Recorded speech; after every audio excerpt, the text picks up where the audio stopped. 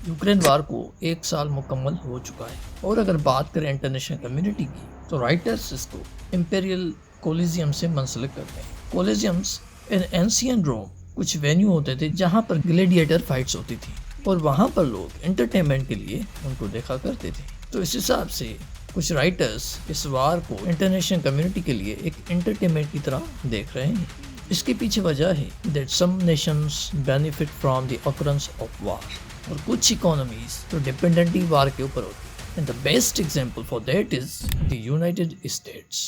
دنیا کے اندر اگر کنفلکٹ انٹیکٹ رہے گی تو یو ایس کی اکانومی بوسٹ کرے گی۔ 1929 میں شروعات ہوتی ہے گریٹ ڈپریشن کی، جس کے بعد پوری دنیا کے اندر ڈیواسٹیٹنگ امپیکٹ دیکھا جاتا ہے۔ یہ اتنا بڑا اکانومک ڈاؤن ٹرن ہوتا ہے کہ یو ایس کی G D P from $105 billion سے کم ہو کر $56 بلین تک جا پہنچتی ہے، یعنی تقریباً 50% ڈاؤن ٹرن دیکھا جاتا ہے۔ اس کے ساتھ امریکہ کے اندر ان امپلائمنٹ 3.2% سے بڑھ کر 24% ہو جاتی ہے، اور ساتھ ہی میں فارمرز کی انکم 60% سے ڈکلائن ہو جاتی ہے بٹوین 1929 اینڈ 1932۔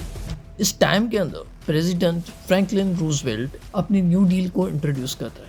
الدو نیو ڈیل کچھ حد تک اکانومک سیویئر امپیکٹس کو میٹیگیٹ کرنے میں ہیلپ کرتی ہے، لیکن وہ پوری طریقے سے امریکہ کو اکانومک میلٹ ڈاؤن سے نکالنے میں ناکام رہتی ہے۔ مین وائل امریکہ کے لیے بہت ہی پازیٹیو ڈیولپمنٹ ہوتی ہے around the world, and that development was positive for the America but devastating for the rest of the world.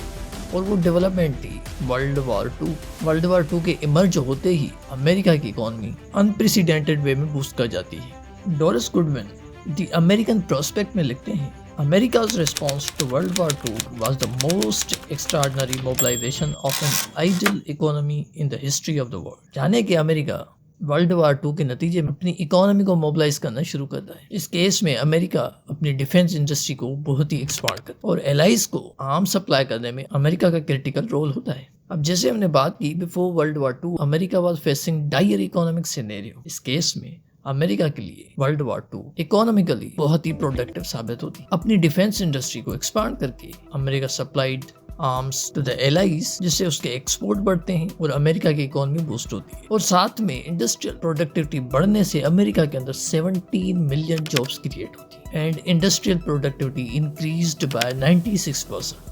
یہ اتنے بڑے بینیفٹ ہوتے ہیں جو کہ روزویلٹ کی نیو ڈیل سے بھی حاصل نہیں کیے جاتے۔ امریکہ 1941 میں لینڈ لیز پروگرام انیشیٹ کرتا ہے۔ اس کا مقصد ہوتا ہے کہ ایلائز کو ملٹری ایڈ پرووائڈ کی جائے۔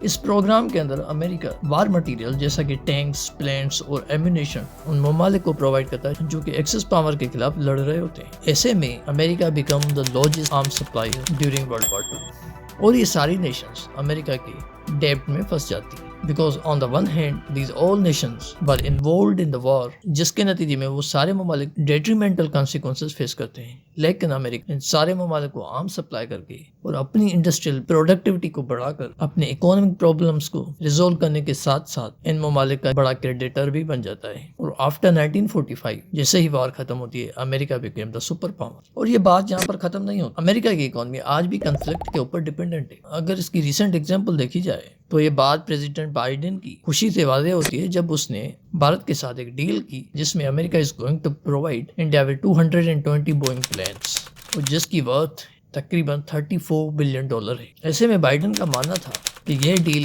امریکنز کے لیے ملینز آف جابس کریٹ کرے گی۔ ایسا ہی پریزیڈنٹ ڈونلڈ ٹرمپ نے بھی کیا تھا جب اس نے $100 بلین کا آرمز کانٹریکٹ سائن کیا تھا سعودی عربیہ کے ساتھ، اور یہ کانٹریکٹ اس وقت سائن ہوا تھا جب نہ صرف دنیا بھر کے اندر سے بلکہ امریکہ کے اندر سے بھی جمال خاشقجی مرڈر کے بدلے میں سعودیہ رولر کو سینسر کرنے کی باتیں کی جاتی تھی، اور اس وقت بائیڈن نے سعودی عربیہ کو پاریا اسٹیٹ بنانے کا دعویٰ بھی کیا تھا، لیکن امریکہ نے $100 بلین کا آرمز کانٹریکٹ سائن کیا۔ اگر بات کریں یوکرین وار کی تو سیمور ہرش یہ وہی بندہ ہے جس نے 1968 میں امریکن ٹروپس کی جانب سے کیے جانے والے مائلائی مساکر کو ایکسپوز کیا۔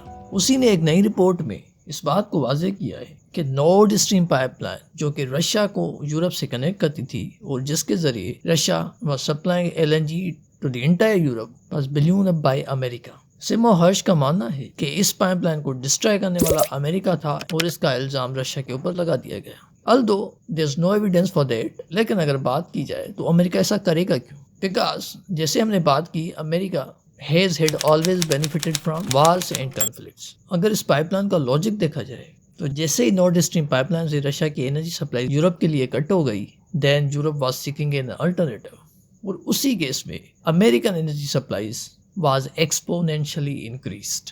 یعنی کہ امریکہ کے لیے بینیفٹ یہ ہے کہ رشیا کی سپلائیز کٹ کر کے اپنی سپلائیز یورپ کو بڑھا دی جائے، اور اس کیس میں امریکہ کی اکانومی بوسٹ ہوتی جائے گی اور یورپ کی ڈیپینڈنس آن امریکہ اور بھی زیادہ بڑھ جائے گی. صرف یہاں پر نہیں، امریکہ نے ہمیشہ کنفلکٹ کو فنڈ کیا ہے. اگر ہم مڈل ایسٹ کے اندر دیکھیں تو Yemen is the most critical example. Yemen جس کے اندر سعودی عربیہ اور United Arab Emirates are critical players according to SIPRI which means Stockholm International Peace Research Institute. ان دونوں ممالک کو 2015 سے 2019 تک امریکہ نے $100 بلین کے آرم سپلائی کیے. And that America is the same country جو کہ ہیومن رائٹس پروٹیکشن کی بات کرتا ہے.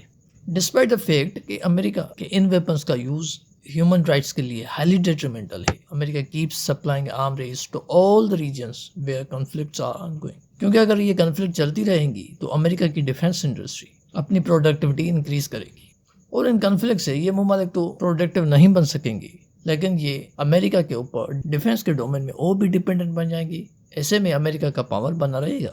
امریکہ جانتے ہوئے کہ یمن، سیریا، کشمیر، پیلسٹائن کے اندر بہت بڑے ہیومن رائٹس وائلیشن ہو رہے ہیں، اس کے باوجود America is supplying arms to these all states. ان ساری چیزوں کو دیکھتے ہوئے امریکہ کے بہت ہی پرومیننٹ انالیسس جیسے کہ Jeffrey Richard Wolff, Paul Douglas, Raymond and John Mearsheimer ان کے ہارمفل امپیکٹس کے اوپر کئی بار روشنی ڈال چکی ہے، اور ساتھ ہی میں اس بات کے اوپر بھی روشنی ڈالی جا چکی ہے کہ وار اکانومیز دنیا کے لیے سب سے بڑا خطرہ ہے. تو سارے ممالک کو چاہیے کہ اپنی اکانومیز کو ڈائیورسیفائی کر کے سسٹینیبل ڈیولپمنٹ کے اوپر لیا جائے، جہاں سے ہیومن سیکیورٹی بھی انشور کی جا سکے. جب تک یہ economies are dependent on the conflicts, the world would continue to see the devastating impacts and humans would continue to suffer.